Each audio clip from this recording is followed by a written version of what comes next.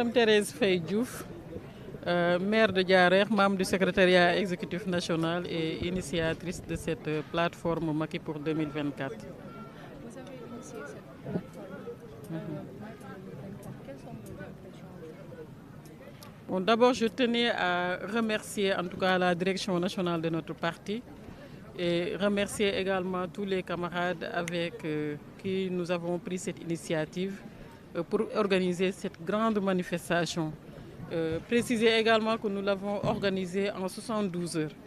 Peut-être ça va émerveiller en tout cas le champ politique sénégalais, mais c'est ça la réalité. En 3 jours, cette activité a été organisée.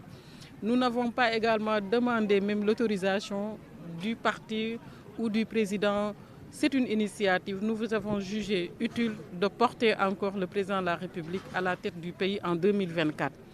Pourquoi le président Macky Sall en 2024? Je pense, comme nous l'avons dit dans notre résolution générale, c'est parce que tout simplement 2012 à 2024, il y a quand même une situation de référence, mais également il y a une situation actuelle. Et la situation actuelle montre nettement que le président Macky Sall a transformé le Sénégal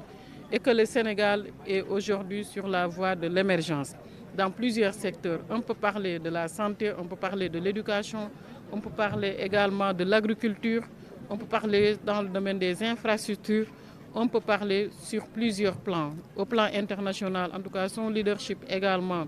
fait qu'aujourd'hui même l'Union africaine peut-être pense même à être candidat ou à être représentée au niveau du G20. Pour toutes ces raisons, en tant que jeune sénégalaise, avant d'être quand même militant de partis politiques, nous avons jugé utile de montrer à la face du monde que la solution pour l'avenir encore du Sénégal, c'est avec le président Macky Sall.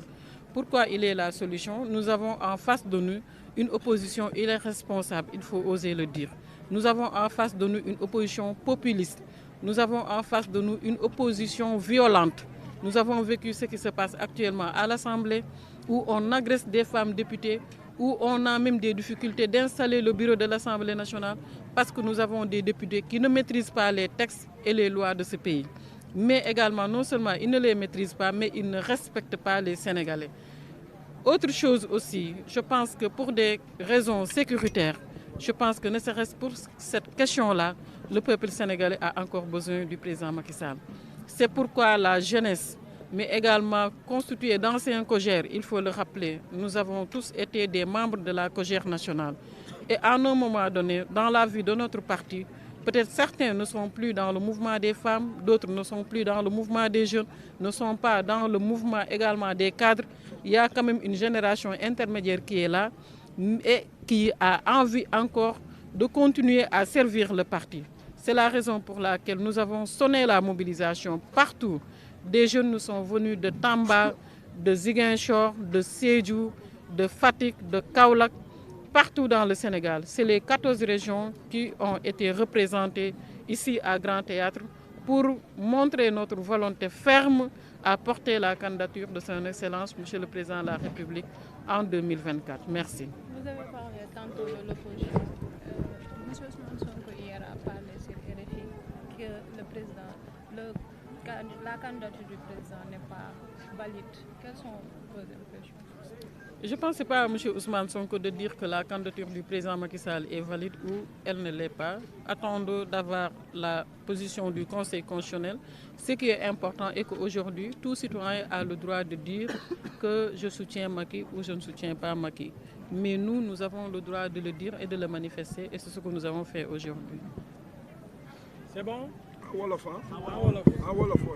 Ci wolof dañuy gërëm d'abord suñu direction parti monsieur le président de la République mais aussi gërëm ndaw ñi ñu àndal ci plateforme bi ñu nekk ay ndaw ñoo xam ne dañoo nekkoon ci COJER ñii nekk ay haut cadre milité wuñu fenn mais yàgga liggéeyal parti bi ci seen gox-goxaat ñu gis ne que nag fii Sénégal tollu tey foog naa ne que wax jot na jëf jot na ci wax jot na jëf jot na moo tax ñun ñëpp ñu woote ci ñetti fan la ñu woote li ngeen gis tey Grand Théâtre ku gis mobilisation bii tey nga xam ne ay jeunes yu bëgg président Macky Sall mais ay ndaw ñoo xam ne dañoo xam politique ay ndaw ñoo xam ne aussi dañoo yàgg xam luy syndicalisme universitaire ay ndaw yoo xam ne dañoo am leadership fa ñu dëkk ñoom ñoo porte lii tey ba mu jur mobilisation bi nga xam naa opposition bi bu ko seetaanee du nelaw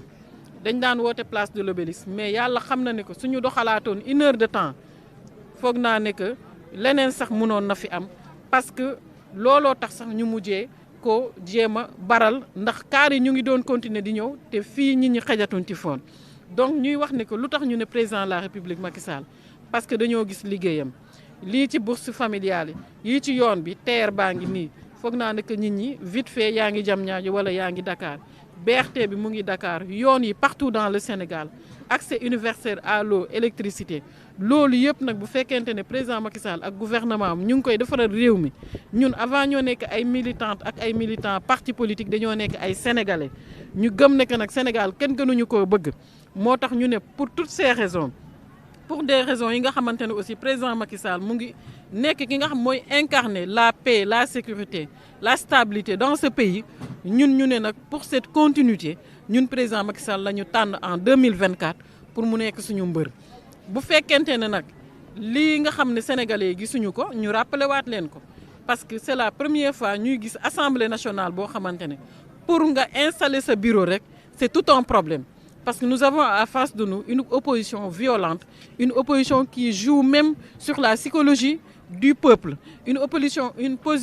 opposition boo xamante ne tey lépp li leen yitteel mooy na kaw am ci dëkk bi Sénégal nag nekk dëkk boo xam ne dañuy dem ci dëkk pétrole ak dëkku gaz donc dëkk boo xam ne day am ci pétrole ak gaz da nga koy jox ku ko mat ku ko xam mais aussi ku ñu respecté ci àdduna président Macky Sall bu demee ba G20 porter la candidature de l'Union africaine pour que mu mun a intégrer cette instance suprême mondiale je pense que loolu leadership weesuwu ko ñun nag am nañu sañ-sañ wax ne 2024 mooy suñu mbër te bëgg nañ parti bi ak camarades yi nga xam ne ñoo nekk partout dans les départements ñu suivre cette dynamique bëgg nañ aussi lii ñu def bu yàggul dara di ngeen ñu gis ci région yi ñun ndaw ñi nga xam ne ñun ñoo constituer la plateforme Macky pour 2024 pour fekk suñuy moromu ndaw fekk suñuy papa fekk suñuy yaay pour fàttaliwaat leen li président Macky Sall def ci ñoom mais aussi fàttali leen li nga xam ne moom la fi opposition nekkee ñu xool li ñuy naan nu mu tudd sax ki gën ci réew mi ñun dañoo jàpp ne président Macky Sall moo gën ci réew mi moo